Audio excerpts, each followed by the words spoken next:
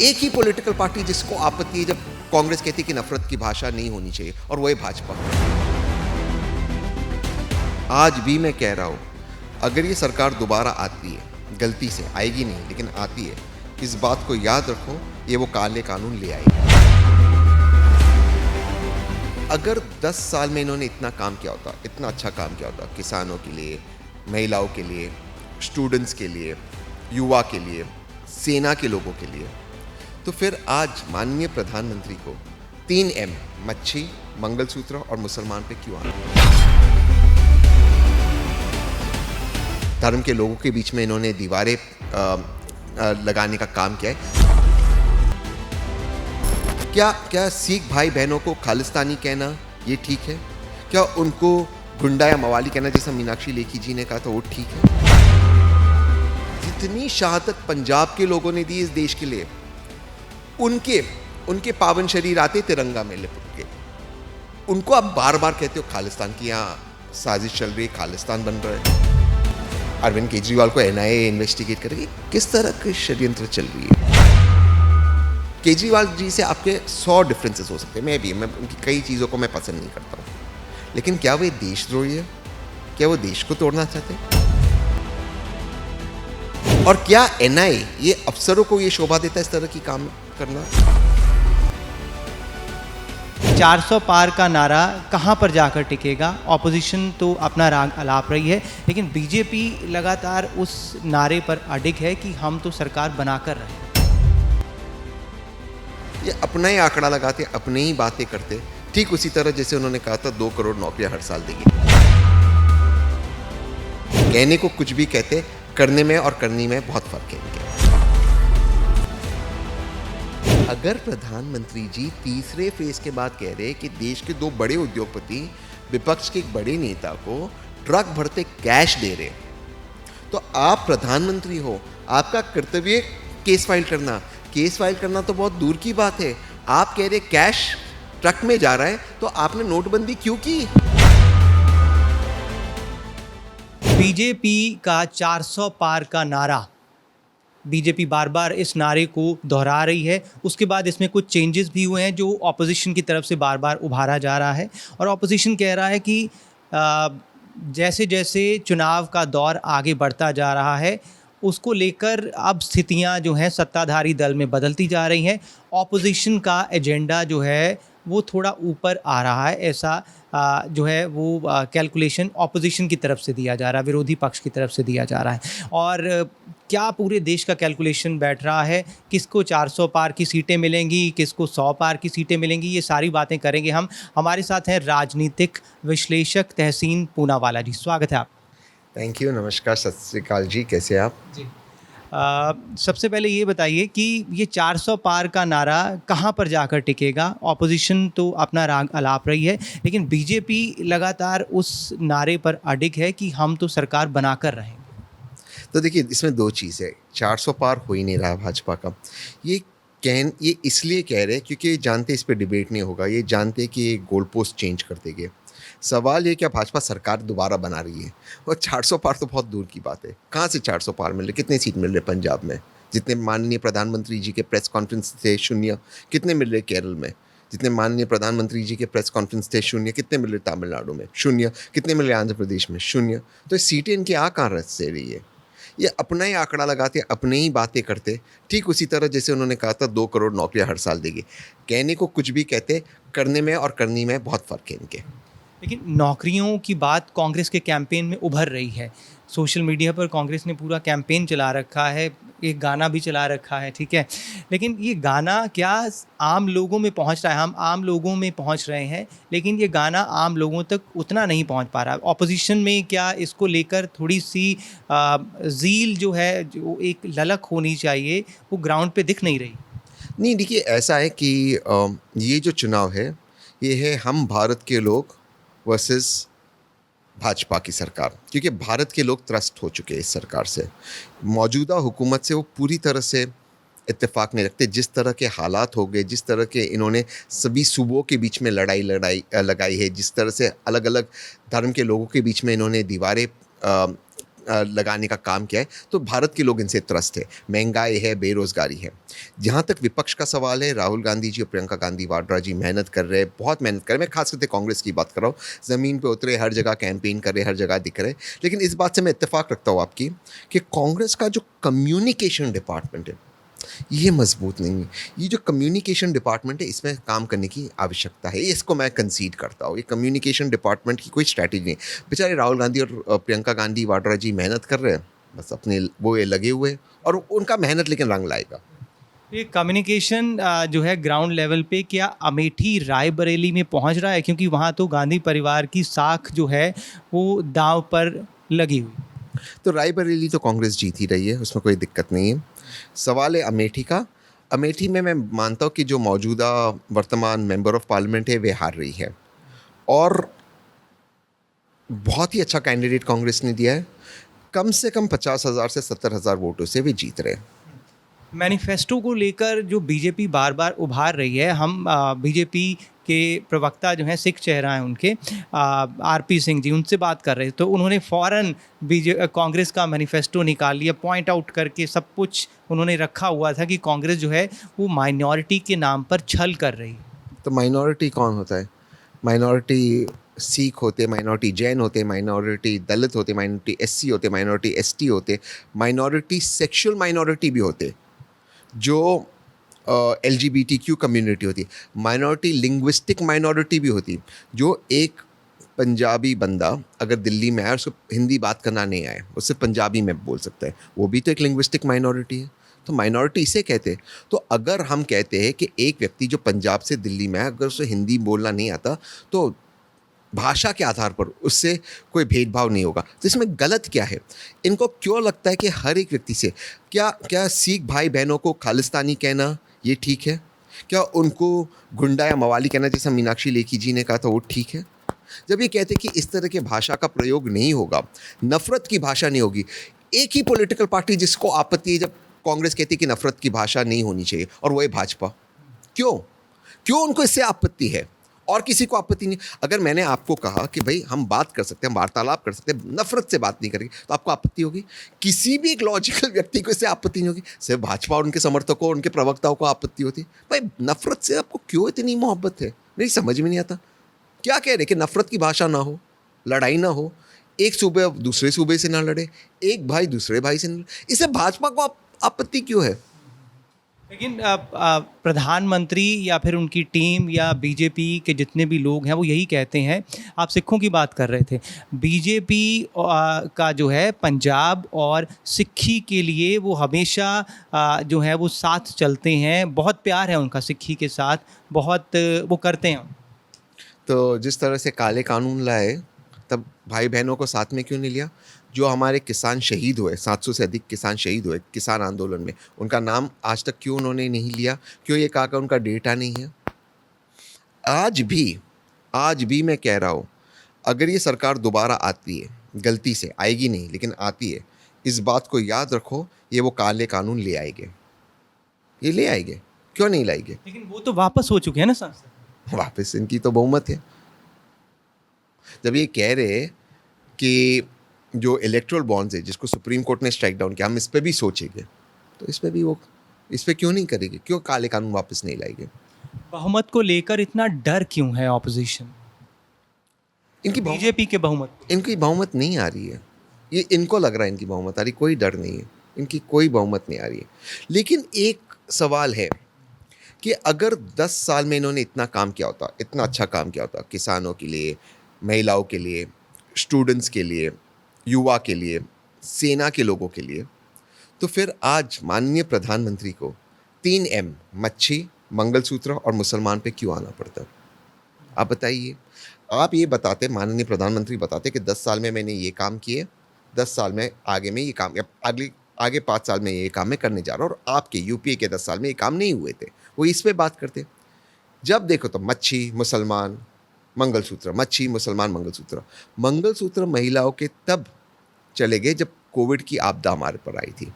Oxygen पे GST लिया है सरकार ने, ऑक्सीजन पे। महिलाओं के मंगलसूत्र आज गिरवी रखे जा रहे हैं जब नौकरियां नहीं है। बेरोजगारी के कारण करीबन लाख युवाओं ने आत्महत्या की, एनसीआरबी की डेटा बता रही है। 2 लाख से अधिक भारतीयों ने अपना पासपोर्ट छोड़ दिया, तो कई लाख भारतीय जा रहे विदेश, सारे छोड़कर। रशिया और यूक्रेन में जहाँ पर सेना में भर्ती होना है, जहाँ पर युद्ध, रशिया और इजराइल में जहाँ पर सेना में भर्ती चल रही है, जो दोनों मुल्क युद्ध लड़ रहे हैं, वहाँ पे भर्ती होने को जा रहे हैं। यहाँ पे भर्ती बंद कर दी है सेना की, अग्निवीर शुरू किए, वहाँ पे हमारी नौजवान जा रहे हैं। ये हाल है, ये आलम है। अग्निवीर स्कीम, आर्मी के लोग कह रहे हैं हमें पता नहीं। और जब देखिए मैं बहुत चीज़ों से इत्तेफाक नहीं रखता हूँ, लेकिन जब देखो तो खालिस्तान हो रहा है। अब हम अरविंद केजरीवाल जी का इन्वेस्टिगेशन एनआईए से करेंगे। ये जितनी शहादत पंजाब के लोगों ने दी इस देश के लिए, उनके पावन शरीर आते तिरंगा में लिपट के, उनको आप बार बार कहते हो खालिस्तान की यहाँ साजिश चल रही है, खालिस्तान बन रहा है। अरविंद केजरीवाल को एनआईए इन्वेस्टिगेट करेगी। किस तरह की षड्यंत्र चल रही है, ये क्या हो रहा है इस देश में? तो इसके खिलाफ लोग नाराज़ हैं। लोगों में नाराज़गी आप कह रहे हैं या फिर ऑपोजिशन कहता है, आप राजनीतिक विश्लेषक के तौर पे कहते हैं, लेकिन वो नाराज़गी जो है वो जनता में जब हम घूम रहे हैं उस हिसाब से नाराज़गी वैसी नहीं दिख रही है। ऐसा क्यों?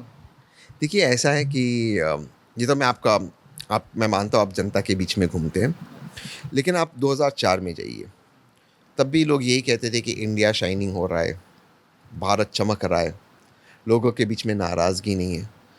भारत की आवाम, इस महान मुल्क की आवाम, इसके लाठी में आवाज़ नहीं होती, ये इनको भगाने वाली है। इन्होंने ये तय कर दिया है, इसीलिए भाजपा डरी हुई है। पहले जो 2 फेज़ हुए, आज तो चौथा फेज़ चल रहा है, पहले जो 2 फेज़ हुए फिर तीसरा फेज़, इसमें भाजपा पूरी तरह से वाइप आउट हो गई। इसके पहले आप देखिए, जब चुनाव शुरू, उसके पहले माननीय प्रधानमंत्री अच्छी स्पीचेस दे रहे थे, मैं इसको मानता हूँ, अच्छी बात कर रहे थे, विकास की बात कर रहे थे। ऐसा क्या हो गया कि पहले फेज़ के बाद घुसपैठी पे आ गए प्रधानमंत्री जी? और ये सवाल तो माननीय प्रधानमंत्री से किसी ने पूछा ही नहीं कि भाई 10 साल के बाद अगर इस मुल्क में घुसपैठी है तो प्रधानमंत्री तो आप है, आपने क्या किया? आप अपना त्यागपत्र भेजिए राष्ट्रपति जी को और आके माफ़ी मांगिए। अगर प्रधानमंत्री जी तीसरे फेज़ के बाद कह रहे कि देश के 2 बड़े उद्योगपति विपक्ष के एक बड़े नेता को ट्रक भरते कैश दे रहे, तो आप प्रधानमंत्री हो, आपका कर्तव्य केस फाइल करना तो बहुत दूर की बात है। आप कह रहे कैश ट्रक में जा रहा है, तो आपने नोटबंदी क्यों की? नोटबंदी का क्या फ़ायदा हुआ? ये तो सवाल पूछे कोई प्रधानमंत्री जी से। प्रधानमंत्री खुद का ही बोले जा रहे हैं। सोचिए इस चीज़ को। लेकिन यहाँ पर ये बड़ा सवाल है कि कांग्रेस को या फिर इनके दल को, आप अभी आम आदमी पार्टी ने एक पोस्टर जारी किया, बीजेपीज़ पॉलिटिकल एंड गेम, उनके सारे सुपर हीरोज़ पार्टी के फेसेस थे। लेकिन बीजेपी से हमने सवाल पूछा, बीजेपी कह रही है तो इसमें इंडी गठजोड़ के लोग कहाँ पे हैं? सारी बीजेपी की एंड गेम अगर आप वाले करेंगे तो फिर बाकी दल क्या करेंगे? देखिए ये चुनाव इंडिया अलायंस लड़ रहा है, प्रधानमंत्री इंडिया अलायंस से आने वाले। जो मेंबर्स ऑफ पार्लियामेंट चुने जाएंगे वे अपना प्रधानमंत्री चुनेंगे, ये बात साफ है, ये बात तय है। अब ये चुनाव है भारत के लोग वर्सेस भाजपा। अक्सर मुझे लोग कहते हैं कि ये क्या करेंगे, वो क्या करेंगे, केजरीवाल जी क्या करेंगे, राहुल जी क्या करेंगे, फलाना क्या करेंगे, इन्होंने क्या करेंगे, शरद पवार जी क्या करेंगे, उद्धव ठाकरे जी, कौन बनेगा प्रधानमंत्री, ये क्या होगा, कैसे होगा? मैं समझाता हूँ। इस वक्त आप जिस गाड़ी में हो वो गाड़ी हाईवे पे चल रही है, उसमें आग लग गई है। आप जब आपकी गाड़ी में आग लगती है, आप सोचोगे कि अगली गाड़ी कौन सी आएगी, मर्सिडीज़ आएगी कि कैब आएगी, ऊबर आएगी कि ओला आएगी? आप सोचते हो भाई मैं पहले गाड़ी से उतरो, अपनी जान बचाओ, इस गाड़ी से उतरो, अपनी जान बचाओ। गाड़ी आ जाएगी, गाड़ी नहीं आएगी, बस आएगी, आप उसमें बैठोगे, आप आपकी मंजिल पर पहुंच जाओगे। ये बहुत महान मुल्क है, लेकिन इस गाड़ी से उतरो, इस गाड़ी में आग लग गई है, ये सबको ले डूबेगी। कांग्रेस में जो कॉन्फिडेंस है कि यहाँ से, या केजरीवाल जी भी गिनवा रहे हैं कि यहाँ से सीटें घटने वाली हैं, बढ़ने वाली कहीं से बीजेपी की है नहीं, लेकिन बीजेपी के टिप्स पे है सारा डेटा। वो कह रहे हैं कि हम यहाँ से जीतेंगे, लेकिन क्या कांग्रेस का कैलकुलेशन मध्य प्रदेश, छत्तीसगढ़ को लेकर भी था, राजस्थान को लेकर भी था, लेकिन वो सारा कैलकुलेशन तो अभी कुछ महीने पहले जिसको सेमीफाइनल कह रहे थे उसमें गड़बड़ा गया। तो कैलकुलेशन तो फिर वो कह रहे हैं कि हमारा ही सही है।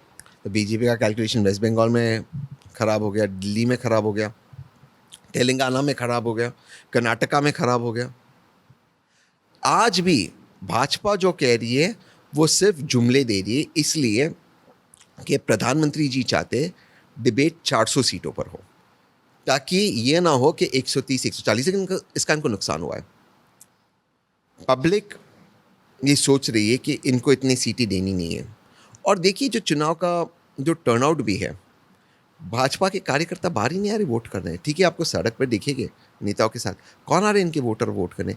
ये खुद जानते कि गलत करें। अच्छा, अगर ये इतना इनका इतनी ताकत थी, मैं महाराष्ट्र का उदाहरण देता हूँ।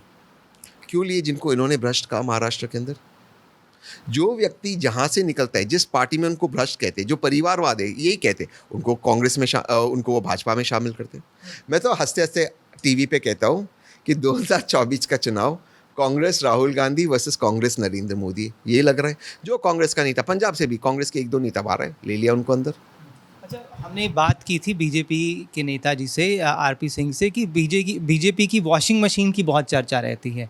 तो कह रहे कैसी वॉशिंग मशीन, जितने भी लोग आते हैं सब पर सब केसेस चल रहे हैं, कोई ऐसा निपटारा नहीं हुआ, मैं वकील दे दूंगा, आप लड़ लीजिए, मैं फीस दे दूंगा, ऐसी कोई वॉशिंग मशीन नहीं।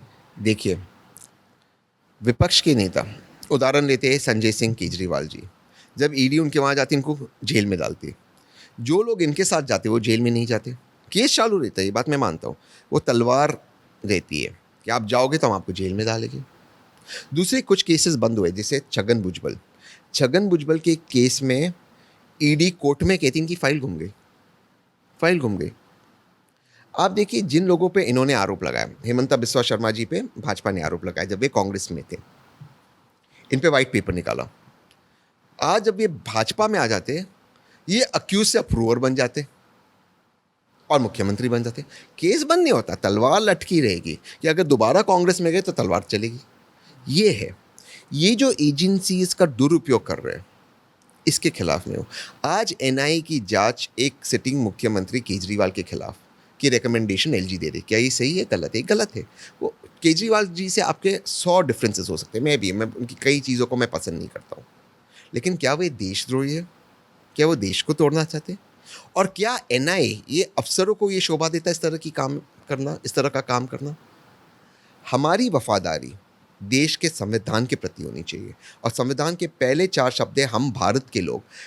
बाबा साहेब आम्बेडकर ने हमें सबसे ऊपर स्थान दिया था, ना किसी प्रधानमंत्री जी को, ना किसी मुख्यमंत्री को, ना किसी विपक्ष के नेता को, ना किसी राष्ट्रपति को, ना किसी चीफ जस्टिस को। हम भारत के लोग ऊपर हैं, सबसे ऊपर हम भारत के लोग हैं। हमें छोड़कर आप 2 व्यक्ति जो भाजपा चला रहे उनके इशारों पर गलत काम कर रहे हो। ये इन आईएएस आईपीएस अफसरों को भी सोचना होगा कि ये क्या कर रहे हैं। आम आदमी पार्टी की तरफ से जो नया एक उन्होंने चैलेंज, या फिर बीजेपी वाले कहते हैं शिगुफा, छोड़ा है कि प्रधानमंत्री बदले जा रहे हैं या उस पर फ़ौरन सफाई आ गई, ये जो आरोप लग रहे हैं, ये शिगुफा जैसा कि बीजेपी कह रही है, इससे आप क्या इससे ताल्लुक़? नहीं, प्रधानमंत्री, अगर मोदी जी को मेजॉरिटी मिलेगी, प्रधानमंत्री चेंज नहीं होंगे, बिल्कुल नहीं होंगे। ये कोई 75 का रूल उनको अप्लाई नहीं होगा, और ये बात अमित शाह जी ने भी कल क्लैरिफाई कर दी। बट बात ये है कि अब वो चेंज नहीं होंगे। एक तो इनकी मेजॉरिटी आ नहीं रही है, तो जो रूल बाकी को अप्लाई होता है मोदी जी को अप्लाई क्यों नहीं होता?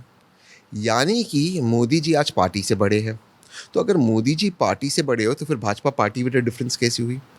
जिस चीज़ का आरोप भाजपा दूसरे दलों पे लगाती थी, आज वही भाजपा पे लागू होता है कि मोदी जी ही पार्टी से बड़े।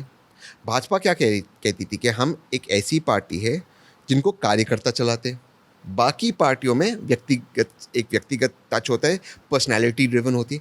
आज भाजपा भी पर्सनैलिटी ड्रिवन हो गई है। तो अगर वही करना है, वही परिवारवादों को जिनको आपने भ्रष्ट कहा, अशोक चौहान को, उनको आपको पार्टी में लेना है, तो फिर आप में और दूसरों पार्टी में डिफरेंस क्या? पार्टी में डिफरेंस है ही नहीं। आप सिर्फ मौका परस्त पार्टी हो, आप सिर्फ एक अपॉर्चुनिस्टिक पार्टी हो। जल्दी में कुछ बातें करते हैं, रैपिड फायर जिसको बोलते हैं। लेकिन हैम्पर क्या मिलेगा? हम बिना हैम्पर के रैपिड फायर करते ही नहीं है। हम पूरा वीडियो चलाएंगे। ठीक है। अच्छा, बात ये है कि सीटों पे बात करते हैं, 400 पार, और ऑपोजिशन में क्या 100 पार हो पाएंगी? बीजेपी 160 कांग्रेस 190। राहुल और प्रियंका जीतेंगे? 100%। प्रियंका लड़ नहीं रही। प्रियंका लड़ नहीं रही है, लेकिन वहाँ जोर तो पूरा लगा रही है। 100% अमेठी रायबरेली दोनों, और राहुल जी भी रायबरेली और वायनाड दोनों। लेकिन वायनाड को लेकर बीजेपी का दावा है कि वहाँ तो बिल्कुल हार माने बैठी है कांग्रेस, ऐसा नहीं हो पाए। 60% प्लस वोट मिलेगा राहुल गांधी जी को। सामने दोनों जो कैंडिडेट है, भाजपा के और लेफ्ट के, दोनों की जमानत जब्त होगी। चलो, ये तो परिवार की सीटें हो गई, लेकिन इसके अलावा क्या कांग्रेस उस हिसाब से स्कोर कर पाएगी? 44 के बाद 50 के आसपास, इस बार तीसरी बार बढ़ पाएगी? 190 single largest party Congress. 190 single largest, Bhajpa 160। मैंने कहा आपको। केजरीवाल जी की end game, BJP end game में अब पोस्टर जो है फिर अपडेट होकर आए। बिल्कुल होकर आएगा, कोई दिक्कत नहीं है। इंडिया अलायंस का ही प्रधानमंत्री बनेगा, ये मैं आपको कह रहा हूँ, दावा करते हैं। धर्म विशेष की बात होती है, कहा जाता है कि बीजेपी से इनसिक्योरिटी को लेकर बात, लेकिन आप मतलब अच्छा खासा दिल्ली में काम कर रहे हैं, आपको तो कोई असुरक्षा नहीं? हाँ, क्योंकि देखिए इसमें दो चीज़ है। आप किसी धर्म विशेष यानी कि मुसलमानों की बात करते तो हम let's take the bull by the horns. लेकिन ये बात में सच्चाई है कि माननीय प्रधानमंत्री ने मुसलमानों को इस चुनाव में लाया। मुसलमानों की बात करते, जब एक व्यक्ति 10 साल इस देश के प्रधानमंत्री रहे, 10 साल, मतलब ये दुनिया का सबसे महान मुल्क है। इससे ज़्यादा महान मुल्क आपको कहीं नहीं मिलेगा। इस वतन ने आपको सब कुछ दिया है, आप प्रधानमंत्री 10 साल बने, उसके बाद भी आपको मुसलमानों को टारगेट करना पड़ता है। तो क्या बताता है ये? क्या मुसलमान हमारे नहीं है, अपने नहीं है? क्या वे हमारे नहीं है? ये तो देश हमारा है ना, ये सारे हमारे ही लोग हैं। सिख भी हमारे, जैन भी हमारे, हिंदू भी हमारे, ब्राह्मण भी हमारा है, दलित भी हमारा है, मुसलमान भी हमारा है। तो क्यों हम किसी को दुश्मन बनाएं? क्यों हम किसी के खिलाफ डर पैदा करें? क्यों हम किसी के दो भाइयों के बीच में हम दीवार बनाएं? ये क्यों? और क्या ये शोभा देता है उस व्यक्ति को जिसने सब कुछ हासिल कर दिया? मुझे प्रधानमंत्री कुछ चीज़ों में बहुत पसंद है, मैं जेन्युइनली करता हूँ। जब वे विदेश जाते, जिस तरह से वो भारत का प्रतिनिधि करते, मुझे बहुत पसंद है। जिस लहजे से बोलते, जिस स्टाइल से चलते, बड़े बड़े दुनिया भर के ग्लोबल नेताओं को मिलते हैं। और वो व्यक्ति यहाँ आकर ऐसी छोटी बातें, मछली, मुसलमान करना, क्या शोभा देता है? क्या मुसलमान हमारे नहीं है? क्या वो इस देश के नहीं है? क्या वो इस देश में उन दफन नहीं होते? 5 बार इस देश के पाक ज़मीन को क्या वो सजदा नहीं करते? आप उनको देशद्रोही कहते हो, उनके बारे में कहते हो। क्या ये शोभा देता है? बस मैं यहीं पर छोड़ता हूँ, ये शोभा नहीं देता। वो भी तो हमारे, सिख भी तो हमारे। कभी आपने कह दिया वहाँ खालिस्तानी चल रहे, कभी इनको आपने आतंकवादी कह दिया, कहीं आप किसी को नक्सलाइट कह दिया, कहीं आप किसी को अर्बन नक्सल कर दिया। और आप कहते मुझे इनसिक्योरिटी नहीं, मुझे हिंदू मुसलमान की नहीं है, लेकिन मुझे खान मार्केट गैंग कहते या नहीं कहते? तो ये चीज़ गलत है। ये गलत है, जो गलत है वे भी हमारे हैं, और मुसलमान भी हमारे, सिख भी हमारे। जो व्यक्ति, जो आदमी आदमी से प्यार करता है, औरत से नहीं, वो भी हमारा है। जो थर्ड जेंडर है वो भी हमारे है। सब हमारे हैं। ये हमारा देश है, ये देश हमारा है। इस देश के संविधान के पहले 4 शब्द है, हम भारत के लोग। इस देश में विविधता है, काहे हम किसी को दुश्मन बना रहे? शहजाद अभी आपके हैं? तो मेरा भाई है। हमारी बातचीत नहीं होती क्योंकि वो राजनीतिक है, बट है तो मेरे भाई ऑफ कोर्स, और हमेशा मैं उनको प्यार करूँगा। लेकिन हमारे कुछ ऐसे डिफरेंसेस हैं जिसकी वजह से हम साथ में नहीं हैं।